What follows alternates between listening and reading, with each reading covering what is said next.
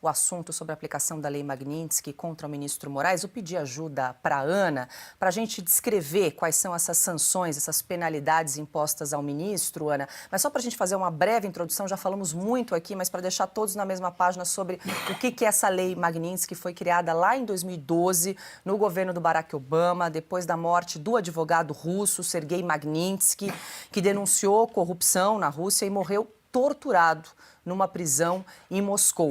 No começo foi uma lei focada apenas na Rússia, mas foi ampliada em 2016 para atingir, então, qualquer estrangeiro envolvido em corrupção ou violação dos direitos humanos. E aí a gente preparou uma arte, Ana, para a gente trazer quais são essas sanções, quais são os principais pontos, né, de restrições que a partir de agora o ministro Alexandre de Moraes, mas não só ele, porque isso é extensivo também aos familiares, né, o que eles vão encarar pela frente a partir de agora com a aplicação da Magnitsky. Diga lá, Ana. Bom, Paula, eu não sei se você quer passar pela arte A gente primeiro, tem, mas desculpa, desculpa, eu chamo a arte, é muita coisa hoje, vamos lá. Aí eu vou passar os pontos e aí você entra no detalhe. É muita coisa, mas a Ana sabe de cor. A Ana sabe de cor, inglês e português. Eu também acho que ela sabe de Português cor. e vários outros idiomas. Então vamos lá, tá na tela para todo mundo acompanhar junto aqui. Todos os eventuais bens e contas bancárias nos Estados Unidos estão congeladas. Empresas norte-americanas, inclusive as que operam fora do território americano, são obrigadas a recusar contratos, serviços ou qualquer relação comercial com o ministro, sob pena de receberem sanções secundárias. Operações financeiras em dólares, ainda que realizadas fora dos Estados Unidos, devem ser bloqueadas, já que o sistema passa pelo controle americano. E viagens aos Estados Unidos já estavam proibidas, mas podem agora ter a restrição ampliada a países aliados que respeitam as sanções impostas pelo governo americano. Aí tem mais um detalhe sobre a legitimidade e objetivo das sanções. As sanções dos Estados Unidos não são apenas punitivas, servem para pressionar por mudança de conduta, frear violações de direitos humanos e perseguições políticas e podem ser retiradas se houver mudança de comportamento. Aí está aí um detalhe interessante que, Ana, o consta, depois a gente pode explorar um pouquinho mais. Mas especificamente sobre esses pontos que a gente trouxe, Ana, para você trazer no detalhe os bloqueios de bens, a proibição de transações, a comercialização com empresas americanas, como é que funciona a partir de agora? Bom, vamos lá, Paula. São muitas anotações aqui, porque hoje realmente foram muitos telefonemas, documentos trocados. Eu vou começar pela viagem, né? Você que está aí nessa nossa arte, que o ministro Alexandre de Moraes já estaria naquela lista de sanções para o visto dos Estados Unidos. No entanto, Paula, eu chequei. E não fica apenas, a restrição não fica apenas para os Estados Unidos, mas o ministro pode até viajar para outros países. Mas as empresas americanas, elas são proibidas de vender passagens aéreas para este nome, que será distribuído, Alexandre de Moraes, né? Não sei se tem um outro nome ali no meio, mas as empresas aéreas americanas também ficam proibidas de fazer qualquer tipo de negócio com o ministro. Uma outra coisa que eu chequei aqui também, Paula, e que é esse último print, se a gente puder colocar o último print aí sobre que as ações não são punitivas, exatamente esse, que as sanções não são apenas punitivas, que elas servem para pressionar por mudança de conduta, frear violações de direitos humanos e perseguições políticas e podem ser retiradas se houver mudança de comportamento.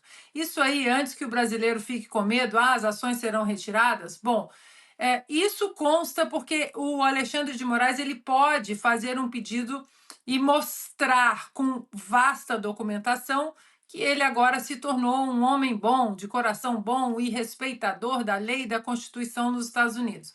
No entanto, Paula, com as pessoas com as quais eu conversei hoje, eu vou repetir aqui, eu até coloquei em aspas o que eu ouvi de 4 pessoas, que eles estavam impressionados com o volume do material apresentado para as sanções da Lei Magnitsky. Ou seja, o jornalista Paulo Figueiredo e o deputado Eduardo Bolsonaro, eles não bateram apenas na Casa Branca e falaram, olha, nós temos um problema aqui. Eles falaram bastante também do deputado Eduardo Bolsonaro, que forneceu com riqueza de detalhes uma documentação pesada, o volume e como tudo que foi apresentado era comprovado com um volume impressionante. Eles ficaram muito impressionados com isso. E eles citaram também, Paula, e aí eu acho que está no contexto todo dali no site do Departamento de Estado, eu também ouvi isso hoje por aqui de manhã, que se não houver nenhum esforço do Supremo Tribunal Federal em mudar, não é mudar em relação ao julgamento do presidente Bolsonaro, se vai liberar ou não. O que eu ouvi foi, se não houver um esforço do Supremo Tribunal Federal em mudar o que estão fazendo com a Constituição do Brasil e pilar mais importante que eu ouvi hoje aqui, estamos falando desde o início do programa, e as violações dos direitos humanos, o que também pode acontecer, Paula, pode haver um impedimento de prestação de serviços ao STF, isso usando as ferramentas americanas, Google, Amazon, Microsoft, tudo isso vai constar impossibilidades no futuro se essa mudança, se o Supremo Tribunal Federal não mostrar um esforço em proteger os direitos humanos, e isso começa a proteger o devido processo legal, o amplo direito de defesa protegido na nossa própria Constituição e que não tem sido respeitado. E aí, outra coisa para finalizar, que eles também me falaram, que eles citaram que o agravamento, são vários pontos, mas que teve um agravamento que foi o congelamento de ativos da Starlink quando o X foi bloqueado, lembram? Quando isso foi bloqueado no Brasil, o Donald Trump cita ali, o Departamento de Estado cita como uma violação dos direitos das empresas nos Estados Unidos ao devido processo legal no Brasil.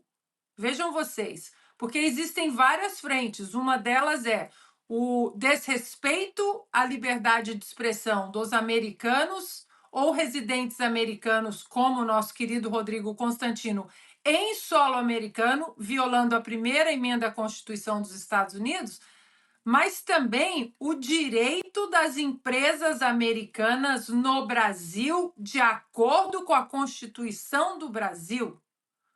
Ou seja, o Alexandre de Moraes conseguiu fazer tudo errado. E ele teve todas as chances para não dobrar a aposta, e ele continuou dobrando a aposta, e a conta chegou e chegou com força. E, pelo que eu entendi, é só o começo. Deixa eu passar para o Consta também para a gente entender, Consta, a extensão dessas sanções. A Ana, inclusive, tinha me passado um pouco antes a lista, né, os pontos dessas sanções, e aqui diz o seguinte: bloqueio de entidades ligadas à pessoa sancionada, no caso Alexandre de Moraes. Empresas ou entidades que sejam propriedade direta ou indireta da pessoa sancionada em 50% ou mais também são automaticamente bloqueadas. Isso inclui holdings familiares, escritórios de advocacia e outras entidades com personalidade jurídica. Então, queria entender como é que funciona a extensão dessas penalidades também ao escritório de advocacia de familiares do ministro Alexandre de Moraes. Pois é, Paula. Em primeiro lugar, tem muita gente aí, Valor Econômico, Estadão, Miriam Leitão no Globo, dizendo que o fato do ministro não ter contas no exterior afeta ele pouco ou parcialmente. Não é verdade isso, né? Usou o sistema SWIFT, ele recebe o salário dele pelo Banco do Brasil. O Banco do Brasil opera e tem atividades legais estabelecidas aqui nos Estados Unidos. Então, o buraco é um pouco mais embaixo. Claro que quem tem ativos direto no seu nome, tudo, como o Barroso, por exemplo, teria um apartamento aí de 5 milhões de dólares menos aqui na Flórida, né? Aí é muito mais impactante, porque é direto o confisco, o congelamento desse ativo. Mas tem problemas indiretos, sim. Cartão de crédito é tudo bandeira americana, desde uma conta da Netflix, digamos assim. E aí vem a questão dos escritórios. Aliás, o Barroso ter um apartamento com salário de 40 mil de milhões, é óbvio que não é dinheiro dele. Ele tinha um escritório, ele tem, né, que era operado por familiares. Vamos lembrar que naquele fatídico dia em que ele falou que o Gilmar Mendes tinha pitadas de psicopatia, o Gilmar Mendes reagiu falando, fecha o seu escritório. E é um dia raro em que ambos tinham razão um sobre o outro. Então, esses escritórios de advocacia dos cônjuges estão sob escrutínio dos Estados Unidos. Como você mesmo disse, o trabalho foi muito bem feito, de base, de estudo, de análise. Os Estados Unidos não estão, como quer crer a turma da Globo News, punindo o Alexandre de Moraes a esmo porque está incomodado com o resultado de um julgamento do Bolsonaro. É algo muito mais profundo, muito mais embasado, né? E eles estão de olho, aliás, não é coincidência, ou é, que no mesmo dia também o PCC foi sancionado, né? Curioso isso, mas eles estão de olho, sim, nas operações desses escritórios.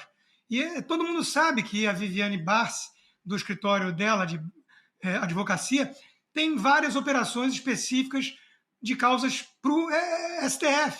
Né? É só no Brasil que se permitiu esse grau de promiscuidade. Quer dizer, o ministro todo-poderoso do STF recebe inúmeros casos que vêm do escritório da própria esposa e ele julga, e quando é o Toffoli nem se fala, o próprio Gilmar Mendes, todos eles têm casos semelhantes, né? Vem lá aquele laxante de habeas corpus, liberando todo mundo, inocentando todo mundo, devolvendo dinheiro, né? E esses escritórios abocanham aí uma mordida milionária de success fee, né? de taxa de sucesso. Então, é evidente que os Estados Unidos estão de olho e que isso é só o começo. É um alerta, como todos eles estão deixando claro. É curioso também que depois de 4 horas já da sanção, 5, né, só o Flávio Dino tenha se manifestado em solidariedade ao ministro Alexandre de Moraes, no STF. Tem alguns aí que não conseguem se conter, né, irrelevantes, João Moedo, Eduardo Leite e por aí vai, mas no STF só Flávio Dino se manifestou até agora. Nós estamos sentindo falta do Barroso, né, vir a público, ele que fala tanto, comenta tanto, opina tanto, ele vir a público falar o que ele está achando disso, inclusive sobre poder respingar em escritórios, sim, dos cônjuges, porque a gente sabe o que eles fizeram em todos os verões passados. 18 horas 36 minutos, somos mais de 225 mil telas acompanhando o Sem Filtro, maior live do Brasil. Agradeço muito a sua companhia, a sua audiência. Olha, repercuta, compartilhe nas suas redes sociais o link deste programa de histórico Super Quarta aqui em Oeste Sem Filtro dos